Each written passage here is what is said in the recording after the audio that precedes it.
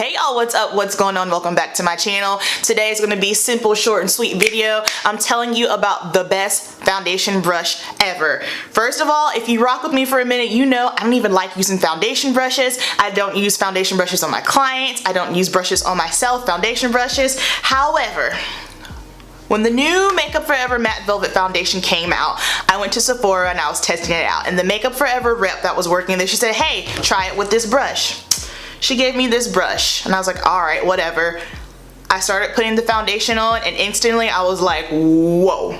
This brush is amazing. So it is not like one of those rounded flat tops. It's not super fluffy. It's just a flat, sufficiently densely packed brush, but how this applies foundation, amazing. So on my clients, I always use disposable latex sponges just simply because I can toss it away, don't have to worry about the germs. For me, I stopped really using the Beauty Blender or Real Technique sponge as far as my foundation goes. I'll only use it for my concealer just simply because I feel like I can never thoroughly get the stupid thing clean. And what I'll probably start doing now is, since I'm only using a sponge for my concealer, I'll probably just start using latex sponges on myself because you can get the same look.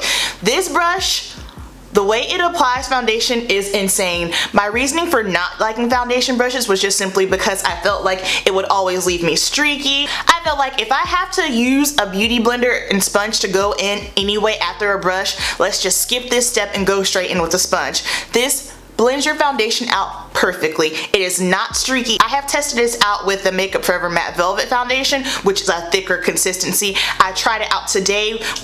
I use it with my Dior foundation, which is what I have on today, and it is just a very super soft blend, does not leave me streaky. I can get the job done, and I'm just really impressed with how bomb this brush is. I'm so glad I picked it up. Now, Makeup Forever is a higher end brand, so I believe this brush was about $36.